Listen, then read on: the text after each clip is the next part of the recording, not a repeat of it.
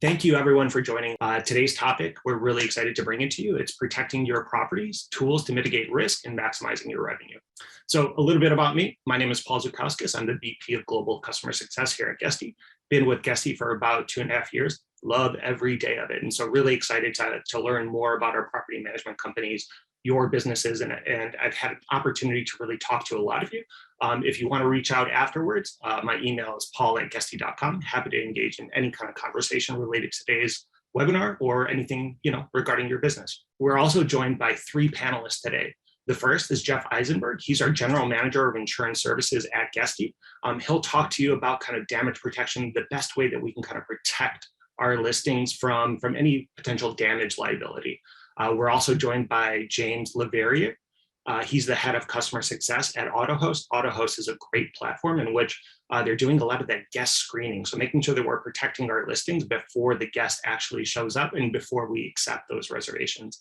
And then lastly, Nils Madison, CEO and co-founder from Minut, will join us and kind of talk through some of the really innovative ways in which they're looking at the ecosystem from a smart home device and how you can protect your listings through kind of tech-enabled solutions through smart home hardware within your home.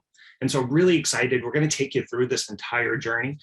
Nils pointed this out during our practice session, in which we're really kind of covering all 3 phases of protecting your listing, whether it's making sure that we're getting the right guest in, whether we're monitoring that guest appropriately during their stay, and then should accidents happen, because things happen, how do you best kind of mitigate against any potential losses and have coverage there through the damage waiver. And so we'll get into it. Already spoke a little bit about the agenda. I'll talk for a few minutes just to share some data with you, but you're not here to listen to me. We're really here for Jeff, James, and Nils. And so we'll hear from each one of them. And then lastly, we'll conclude with a lot of Q&A and kind of panel discussions. All right, so a little bit about the data, and what we're seeing is that luxury short-term rentals have really accelerated over the past 2 years. We have a customer based out of the UK, Let Me Stay. And what they saw is that in 2021, their luxury inventory saw revenue increases of 36%. So that was for one client specifically in the UK. But in general, what we're seeing as far as volume, not just revenue, but volume of reservations, we're seeing that increase by 37% in the United States year over year. And so if you have luxury short-term rentals and you're in this space, you're probably seeing kind of this boom as more and more people are looking to really have a high-end experience when they're traveling.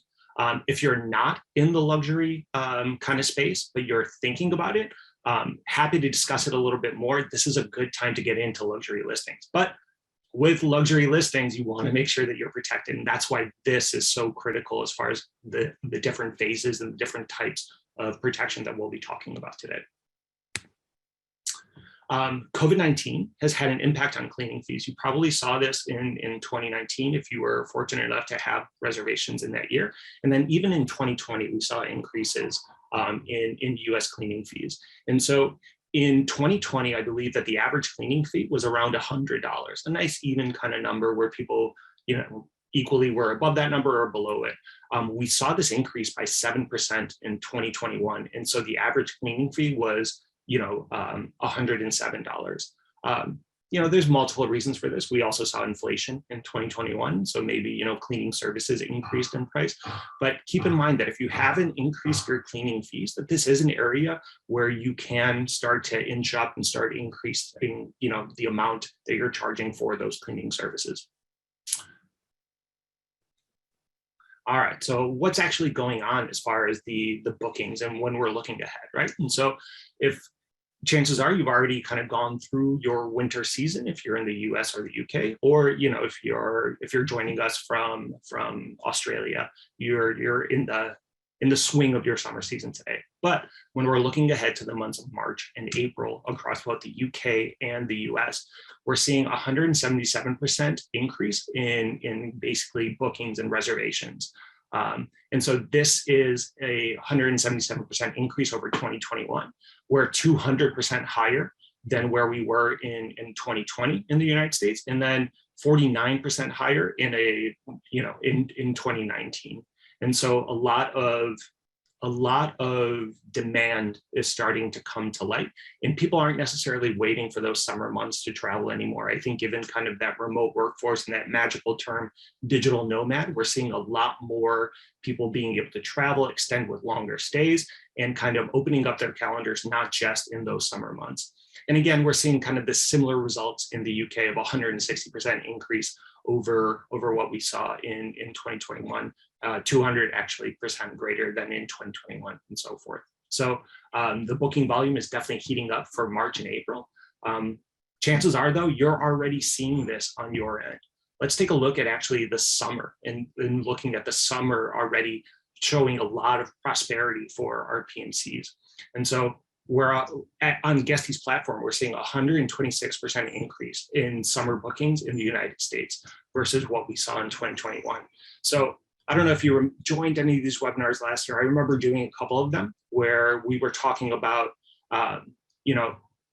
if you have availability, make sure that you're charging optimum kind of ANRs, average nightly rates for it, and don't necessarily worry about the gap nights as much because the demand is there, the volume is coming, and finding summer inventory is going to be very difficult for people if they're not already planning for it today. So hold the line, hold the inventory, hold the pricing, and try to maximize your revenues that way. In the UK, we're 175% higher already in summer bookings than we were last year. And then in Australia, I know that it's not summer months, but their winter is already outperforming their last winter at 104% reservations there over 2021. All right, first up, Jeff, you're gonna tell us a little bit about the back end, right? How do we protect our reservations in our listings? All right, thank you, Paul. Actually, I really liked that introduction. I mean, because the data that you presented shows such a significant increase in the spring and summer. It's really the ideal time for property managers to review and potentially rethink their risk mitigation strategies. So I think this is a really opportune time. Hi, everyone. I'm Jeff Eisenberg, and I'm General Manager of Guesty's Insurance Services. Today, I'm going to be talking about damage protection.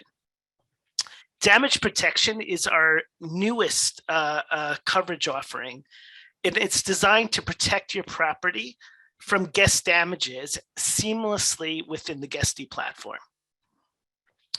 Guest damage is an inherent risk that comes with the high rewards of short-term renting. On average, property managers we've seen spend 5% of their annual turnover on fixing, repairing, replacing damages caused by guests.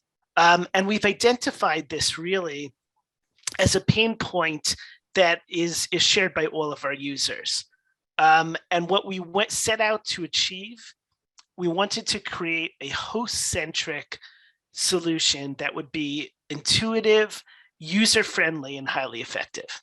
So let's jump in and talk about damage protection's benefits.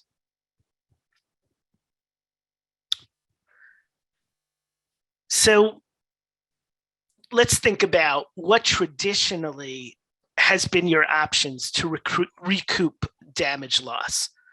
On one hand, you can request large security deposits pre-stay, but often that scares away guests.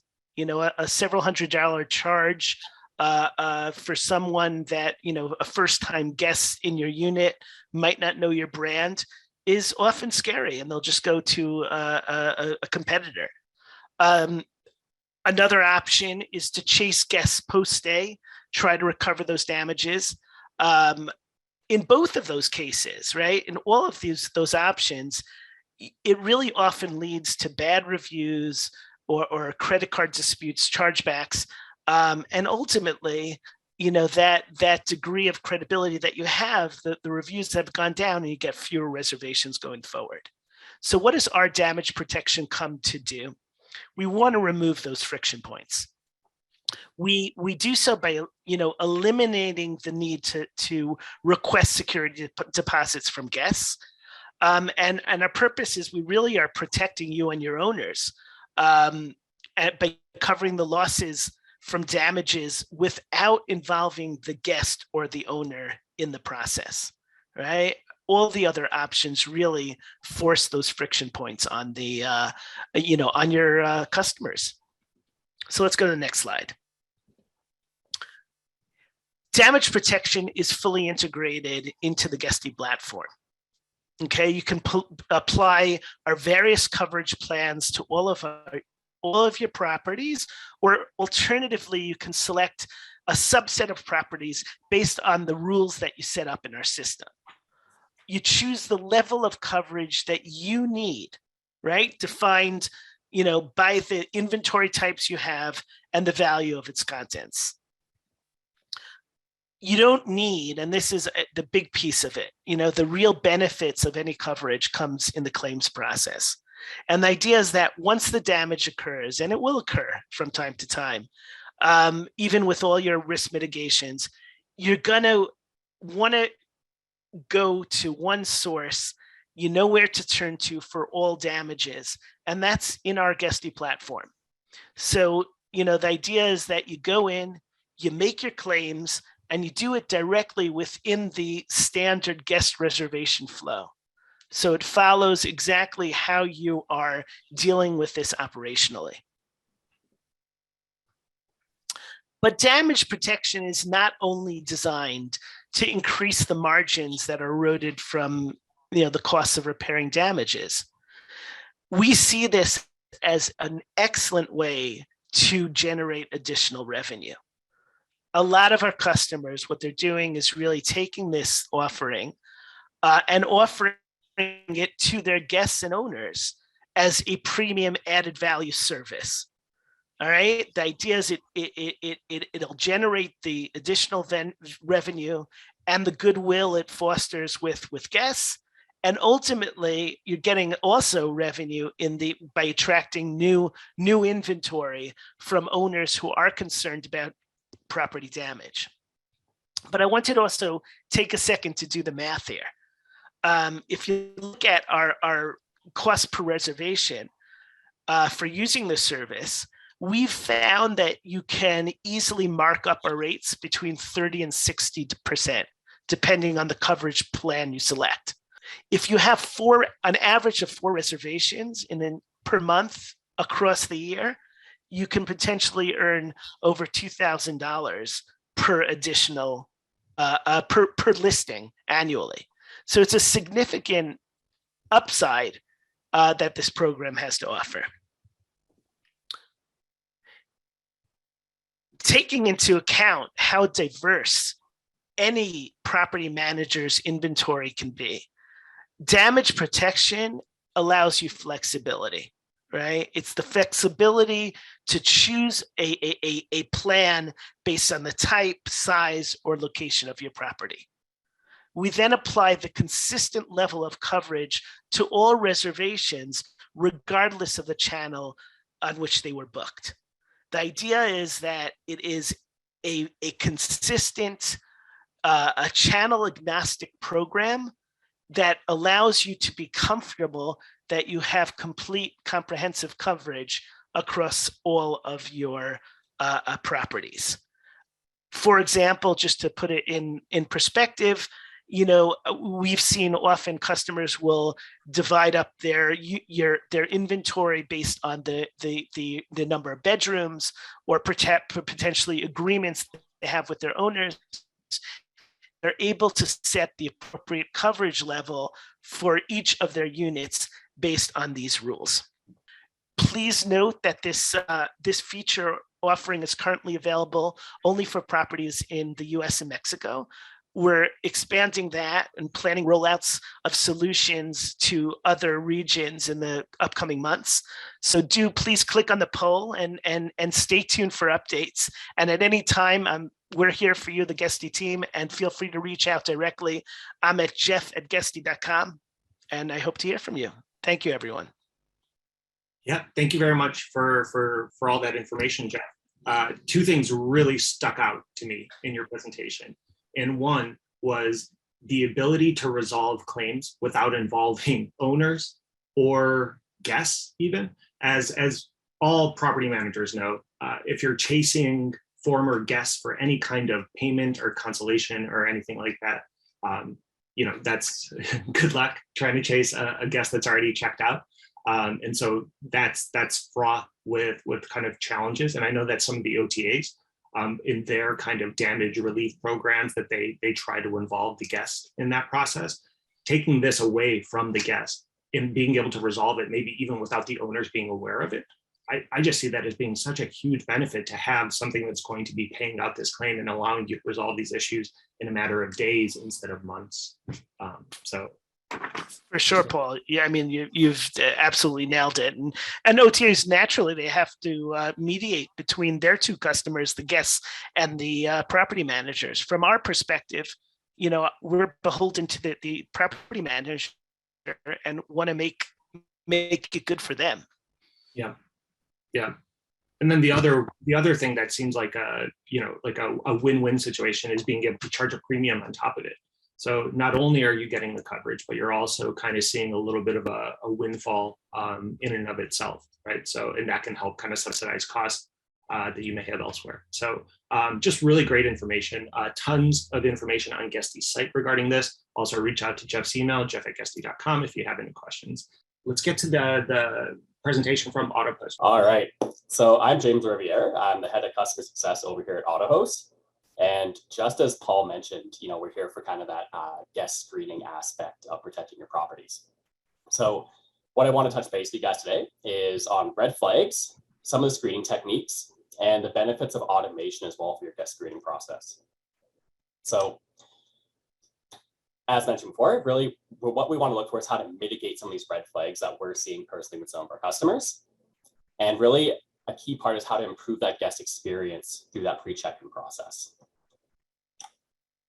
So some of the red flags that our customers are seeing, and we are as well, are abnormal reservation parameters. So what I mean by that is the patterns of the reservation. So if it's the classic, one person booking a 10-room listing, it kind of reeks of a party. So what we're looking for are more strange looking bookings. Another sign is the name on the ID and the credit card doesn't match the information of the main booker. So it is, just for liability purposes, you are going to want that guest information to match up in all documentation that you're collecting. And that's just in case it leads down the road to chargebacks, et cetera.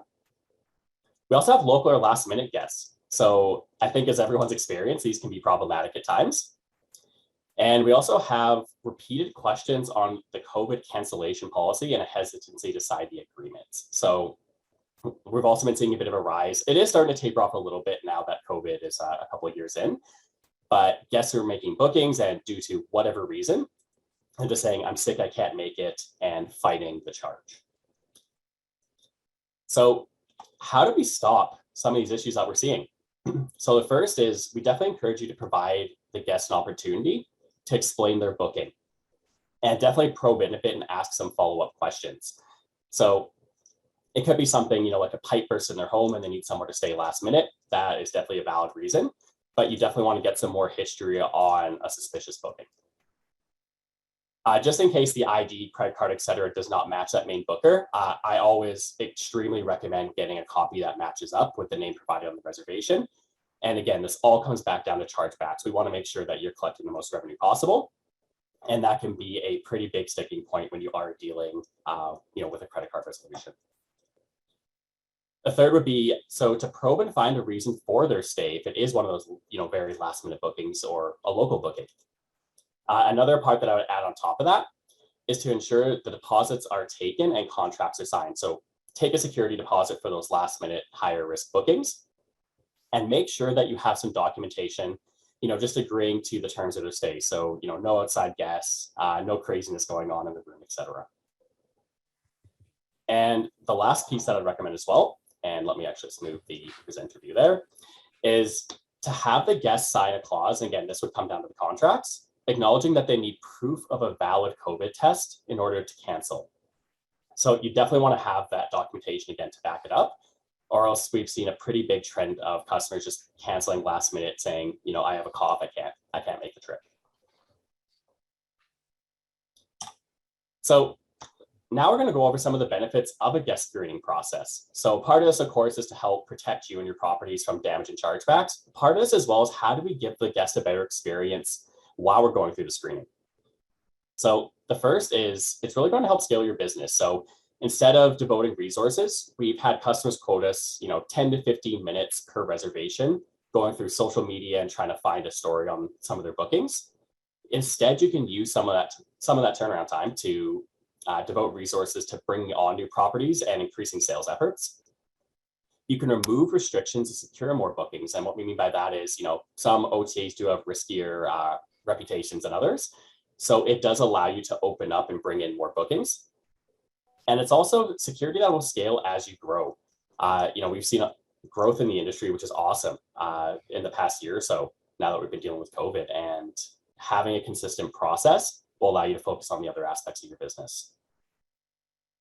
So the second is, how do we create a better guest experience through screening? It does sound, a bit counterproductive, but one of the main things that we're seeing is you can collect some great information on the guest before they even arrive. So you can cater the experience to that guest. As an example, let's say they're arriving for an anniversary and they tell you that. You could leave, whether it's a card, a bouquet of flowers, you can really adjust it to the type of stay that they're having. And really that creates that memorable experience. We've seen a lot of 5-star reviews come from a simple act like that. It helps you also build trust because it does look like you have a professional process. Some guests do get concerned if you just ask them to email you the front of an ID and the front and back of a credit card. It does make them uncomfortable. And we found that repeat guests are also more likely to directly book. So it's awesome, that's more revenue that you can bring for yourself as well. And the third is to prevent fraud. So, fraudsters are always one step ahead of everyone. So of course we want to try and make sure we can mitigate this as much as possible. So we want to catch bad bookings before they check in, reduce your overall number of chargebacks and time spent fighting them, and keep that sensitive information secure. The last thing you want is like an email breach where people's IDs and credit cards are just off in the wilderness. So next are the benefits of automating. So having a screening process is a great start, but automation is really that next level to help you scale the business. So what that means is, again, you have a systematic and consistent process. You'd be able to have a smaller team of agents that are able to do more. You'll have a very simple check-in process for your guests. And one really important aspect of this as well, and I know, it's been brought up by Airbnb and other people in the industry, is it removes biases, discrimination, and some bad judgment calls. So, a lot of the time it can just be a gut check on if you want to host a guest or not. With a proper screening process, as long as they're meeting, the checked items, then it's safe to host them and it removes that aspect, from the reservation. And lastly, I'd just like to show you a little bit about Autohost. So currently, customers that we're talking to, a new booking comes in and they have a team, whether it's a guest services team, a verifications team, that manually review each reservation. So we've gone over some of the downsides, but it is pretty time consuming and hard to scale. So what Autohost does is we fit right in the middle here, where a new booking comes in through, no matter what OTA, and we have an intelligent screening platform that does basically a risk assessment, and it does that screening process for your team. So it does eliminate, any of those biases that could happen during that reservation process. And we help scale that up with automation. So if you do have any questions on, any of the subject matter today or on Autohost itself, feel free to reach out to us, either through our sales email address, and we'll move the little Zoom bar there, or you can also reach out to me on LinkedIn if you have any questions. That's great. Thank you very much, James. All right. So we got a question directly from Paula, which I think is very pertinent to kind of your presentation. And I want to kind of engage you right now. Sure. You talked about the ability to potentially, if you're a screening guest, to eliminate strict cancellation policies or strict requirements on your listing because you feel a little bit more comfortable.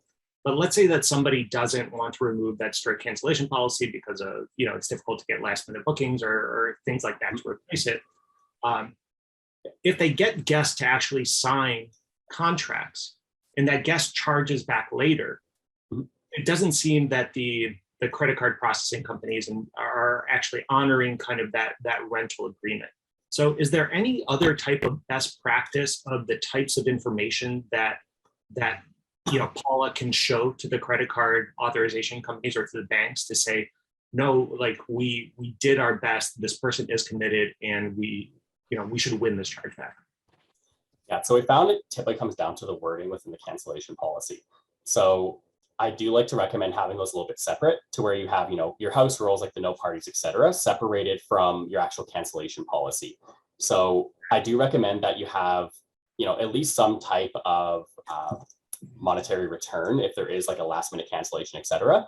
We do find that some of our customers are more on the aggressive side of that. So, they might take 70, 80% of a booking if you cancel within like a 48-hour window. So they're still collecting most of that.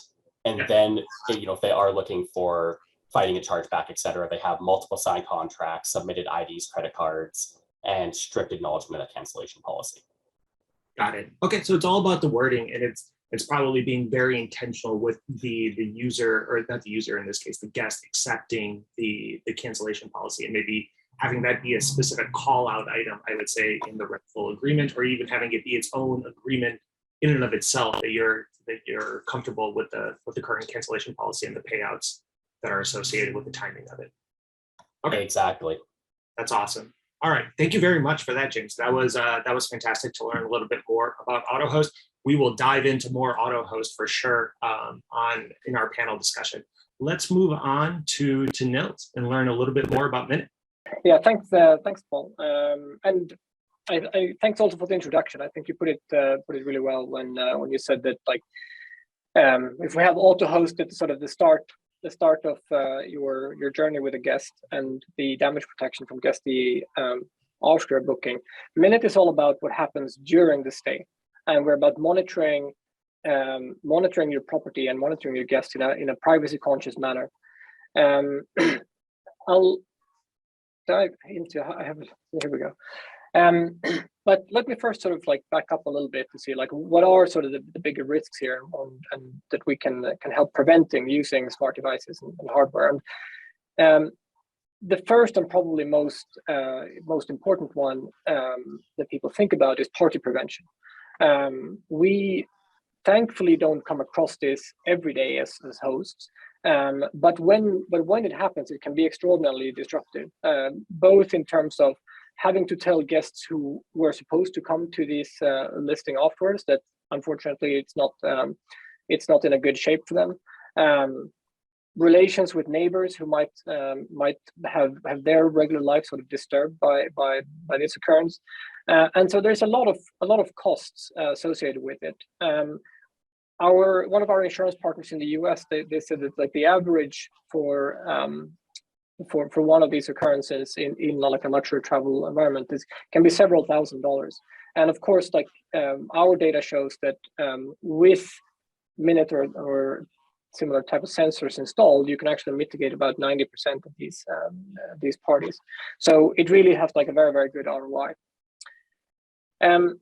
There has been a bunch of changes that I'm sure won't be surprises to people on this call, but the pandemic has, of course, shut down restaurants and party venues in a lot of countries. And what we've seen is a lot of those parties instead moving into private Airbnbs and short-term lets.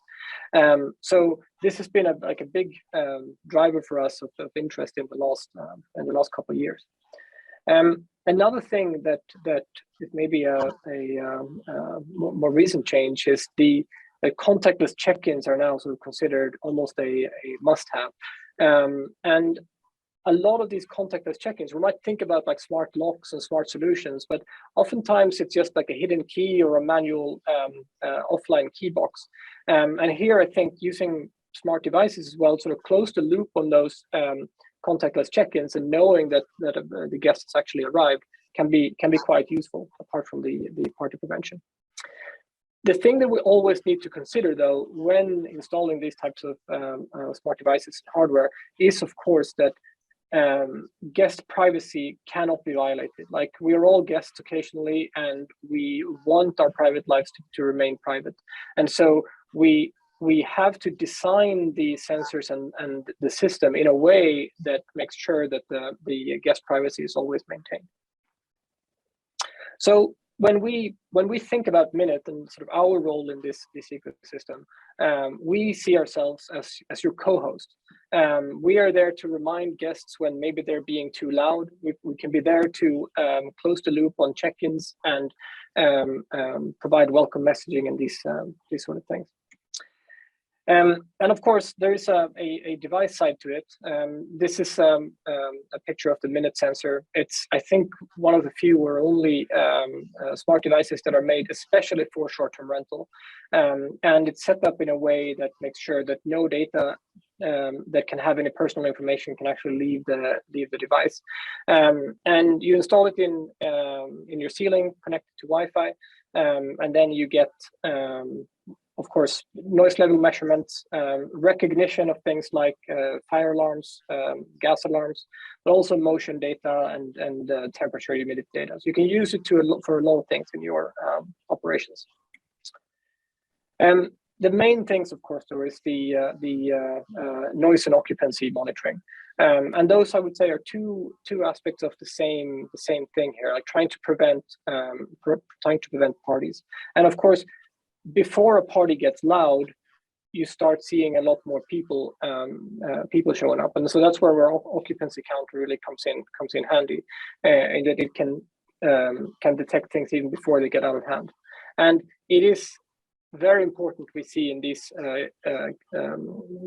cases, that the faster you get in touch with the guest, the more likely they are to take the party elsewhere or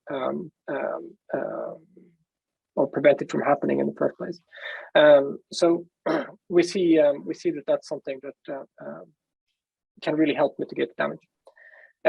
And then, of course, like in between bookings, smart devices also have a very important role to play.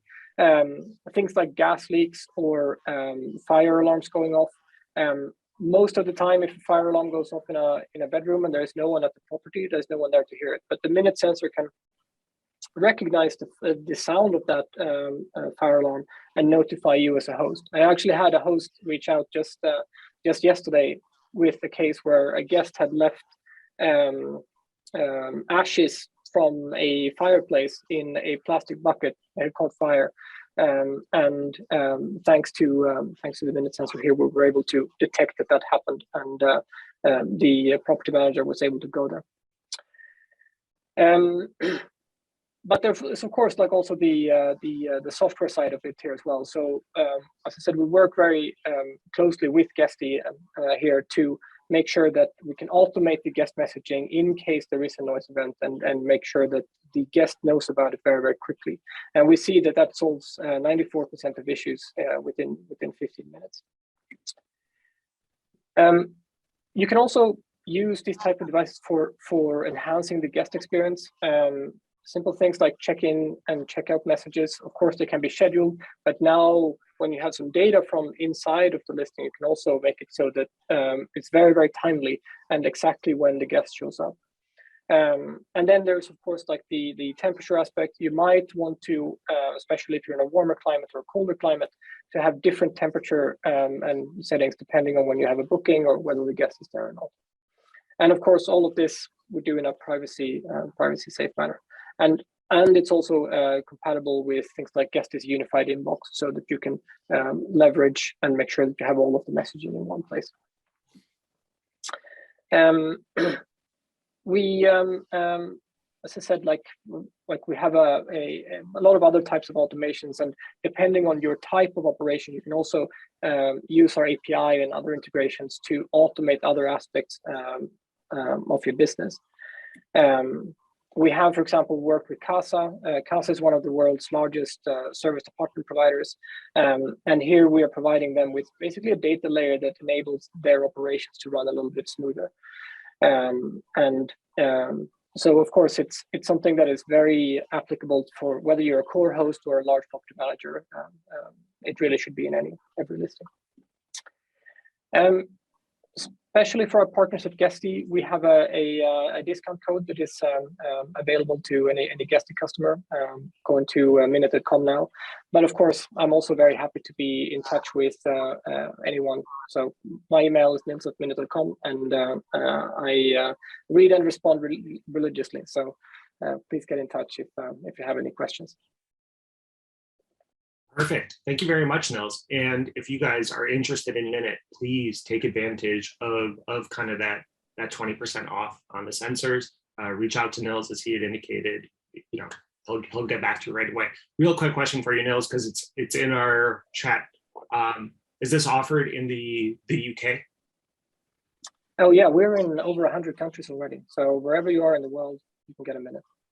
Perfect. All right. So if you have a Minut, buy a Minut. All right. So we're offered in the UK. One of the key takeaways that I took from you is that we had a presentation of our COO and president at the last VRMA in San Antonio.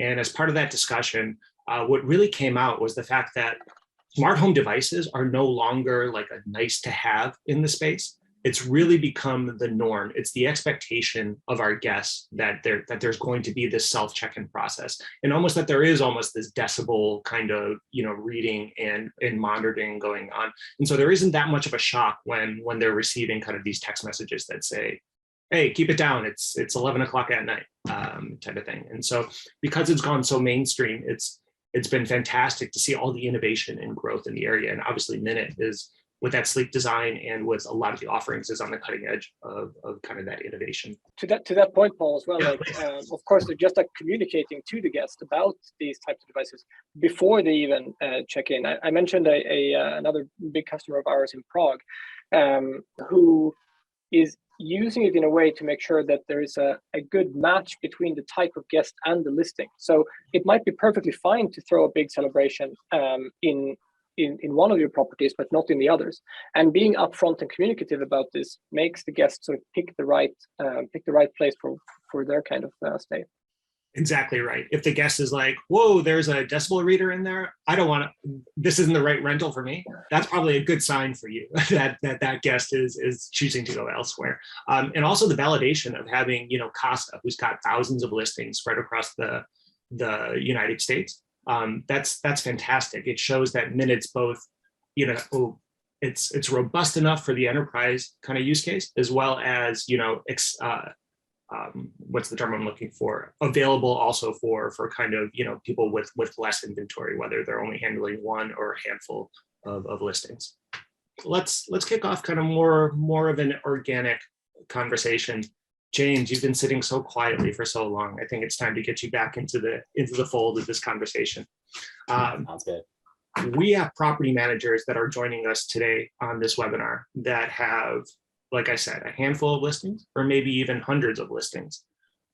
Is there a right listing volume to start thinking about protecting your listings, taking things out of kind of more manual efforts locally in automating, or do you find kind of a tipping point as far as the number of listings to start engaging in protection? Yeah, definitely. So I find that sweet spot more or less is around 2025 for that full-on automation. Part of the reason is, you know, there is an investment of time and effort up front, which I think, as we know, you know, as short-term rental operators, it can be hard to come by. Things are crazy. There's issues popping up. So basically, I call it like a tier 1 and tier 2. So you can have tier 1 is, you know, this partial automation and process in place, and then you can use that as your baseline to help you scale as you go up in that number of properties. Got it. Okay, so you're finding it to be specifically for Autohost and guest screening that 20 to 25 range seems like you already dive into the automation and make sure that you're protecting your listings from, you know, potential bad actors. Same question to you, Nils. Where are you finding kind of this key breaking point, if there is a breaking point for you? Are you doing a lot of single home implementations, or is it mostly more people that have a little bit more inventory? So our customer base actually mirrors the wider market. So we work through Airbnb with a lot of the smaller hosts, but as I said, like we have like I think 4 or 5 of the world's top 50 property managers as customers as well. So there really isn't like a size when it's too small, and I think it also works quite well depending on different types of listings. Like if it's an urban listing where you need to be really careful with the neighbors, you need this type of technology. If it's something that is more rural, maybe it's very prone to attracting parties, and we need it for that reason. So there isn't really like a type for us. This is something that, as we see it, really should be in every short-term rental. Yeah, I love that. You're talking to both offering value to both the urban kind of, more, apartment type of listing, as well as kind of that value that you even mentioned for remote listings of having smart sensors in your listings can be protection from when you're not there, when it's not occupied, when it's not rented. That's so critical too, right? To protect it 365 days a year. Yes. That sounds like what you guys are doing. All right, Jeff, I'm throwing a different question your way.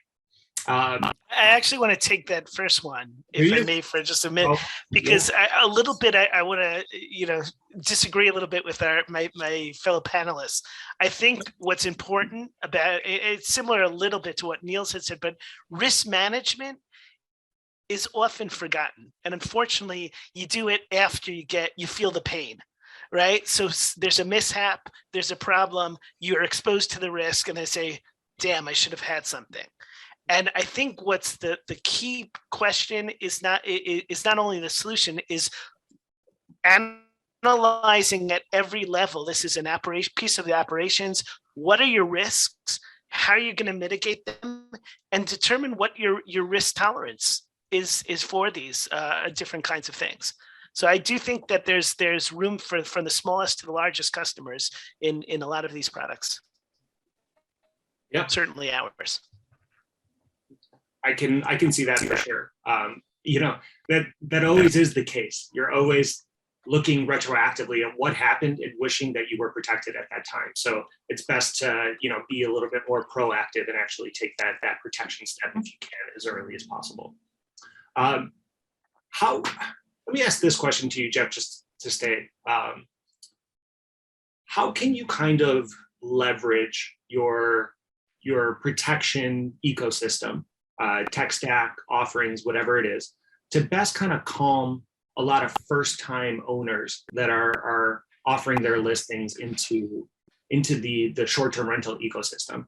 What we saw specifically in the Americas during the pandemic was this huge rise of second home purchases. And now I think a lot of these people are saying, oh no, I'm going back to the kid's birthday party. I've got, family reunions and all this stuff taking up my weekends. I can't visit my second home. I may as well rent it. But they're concerned about protecting their assets. So how do you best position your offering to kind of calm those nerves? So I think, it actually goes to my first point, right? A professional needs to have a risk management strategy. And when you share that with an owner, they understand that you're responsible and you're looking to maximize that owner's revenue. Ultimately, it's a hard thing to do sometimes you're maybe on a long-term market, whereas you're just your example, you have this second home, and it's sometimes scary. And when you show them that you've taken the precautions to prevent, using certain tools to prevent the likelihood of damages, and then also have the coverage afterwards to say, okay, good, if there is some problem, I'm going to take care of it in a responsible way and replace it with the quality products that you put into your amenities that you put into your unit. It makes a huge difference, and it speaks to owners. And same question for you, James. Is Autohost providing some sort of talking points to its PMCs for when they are attracting owners and how to best position Autohost? Absolutely. That is one of the key benefits that we're seeing is part of that pitch. They have that advantage over other PMCs that are contacting these same owners, right? Is this very thorough screening process. So you're getting the right guests in versus just filling the rooms, which, it's a big peace of mind for the property owner. Yeah, I think that should be on every property manager's wall. Get the right guests in instead of filling rooms, right? Because so often we're just consumed with occupancy that we're not necessarily thinking about, is this the right guest for the occupancy? And there are operational trade-offs, obviously, right? Bad guests cause a lot of operational headaches as far as having to relocate someone if a unit is trashed and you had to check in later that afternoon or something along those lines, right? And then chasing down, if you don't have, if you're not a part of damage waiver protection, chasing down who actually is responsible for the damages, whether it's the owner or the PMC in that instance. All right, Nils, a question for you. You talked about parties. This seems like a tale as old as time for every single property manager out there. It's the fear of the remote house party. Are you seeing an uptick in kind of those type of social gatherings over the last 2 years? And what would be your recommendations to help dissuade some of that? Yeah, we've definitely seen an uptick, and I think the easy reason is that there was nowhere else to go for many people, and so it was this outlet. But of course, it's not. That doesn't make it right. So we've seen an uptick, and I think a problem is that you can obviously do screening, and you should do screening, but sometimes good people turn into bad people, and it might also be that they don't really sort of consider the bigger picture. And I think especially like in cases where you have neighbors, things to take into account, I think a small nudge really goes a long way. So what I always recommend is like at least install one of these sensors and connect it to your PMS so that you get this automated messaging going. And that would mean that as soon as your guest is out of the noise rules that you've set up, they get a text message, and that takes away over 90% of issues. So with those like few things like that, that's really the minimum what I would recommend. Then there's of course a lot more you can do, and for higher end properties, you really should throw in the kitchen sink, because it can be so very expensive to have one of those events. But at the minimum, I would say install a sensor and set up automated guest messaging. Yeah. It's really smart. And obviously the automated guest messaging, as we touched on, if they're pulling away because of the noise sensor, then you're doing yourself a favor at that point. Right. All right, James, question for you. Everyone wants to know, how is the sausage made? What are the data elements that you guys are collecting in a matter of seconds that's making a determination on whether yes, proceed with this guest, or no, continue your search? For sure. So definitely a bit of a loaded question. So there is a lot that goes on in the background, but really we look at a ton of different data points. So we're trying to match this holy trinity of names on the ID, reservation, and credit card to make sure that is the guest arriving. We're looking at the different statuses, signs of alteration or frauds on the ID. We're looking at, again, those reservation parameters. Is it last minute? All of these really have a dynamic risk associated with them. And basically what we're doing is tallying a lot of these different areas. And there's of course more on top of that. And really what we're doing is giving you one of two options. It's either we don't find anything wrong really that jumps out with this guest and they're good to host, or we flag them for review. And again, that might not be something terrible. It could just be a partner booked, for the other one and they use their ID or their credit card. It can be innocent, right? But we want to make sure that that's not a sticking point for them to arrive. So really it's going to come down then to an internal process of, are we comfortable hosting them based on this information and the level of risk associated? Got it. And what do you find to be the right level of risk acceptance within your business? Is everyone kind of like across the board or across the spectrum, or do you find a lot of people falling within like a 1 to 2 point kind of standard deviation for the amount of risk they're willing to take on? For sure. So I do find it depends on the type of properties that they have as well. If there are neighbors, if they don't own the building, or sorry, own each room in the building, then there is a much different risk tolerance than if there are just other neighbors associated with them. So that is one piece of it. The other is, I find there are probably 4 or 5 components that most hosts use. And then it's that varying level of, do you have a higher or lower risk tolerance? So there's what we call really that necessary information. And then there's the additional pieces where if you are protecting a high-end property that they would use. So it does depend a bit on their inventory. I mean, that makes perfect sense. It's kind of inventory based. If you have neighbors, you're probably less risky because you don't want to lose the listing outright. So makes perfect sense. All right, last question, Jeff. I'm heading your way on this one. All right. So a lot of people had indicated to us on the poll that they're interested in damage protection. But as you highlighted, there's a lot of different options and plan types, and there's even options outside of Guesty if people were looking. And so, what are some of the benefits of, one, keeping it in-house in your PMS platform, and then two, how would you steer somebody who's starting to do their research on what type of plan they should be looking for? Great question. As I pointed out, the whole concept that we've embedded it directly into the product is a huge benefit, right? When you're thinking about, your cleaner that has, or an inspector who's identified something is broken, needs to go inform someone, get the claim, and if it's outside of the regular process, it's a huge burden, right? It makes an enormous difference to be able to file the claims, set up the policies, file the claims, report on it, all within a single system, a system that you're using to manage your operational workflow. And that is one of the biggest reasons why we went out with this product. The other piece of this, and when, obviously there are choices out there, you also have to think about that host-centric element. Ultimately, we're here to support our property managers on our platform. And that makes an enormous difference in terms of the way we're really bad. So that is hugely important.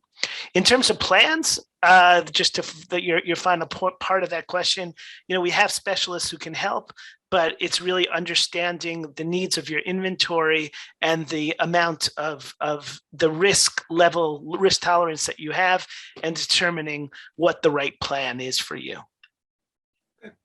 Excellent. Well, thank you to our three panelists, Nils, James, Jeff. You guys were fantastic. There's a lot of information here. And so thank you to the three of you guys for taking the time to really walk us through your offerings. Last bit of news, we are having a guest evolve for the first time ever. It's going to be in the United States, in Austin, Texas, from September 13th to the 14th.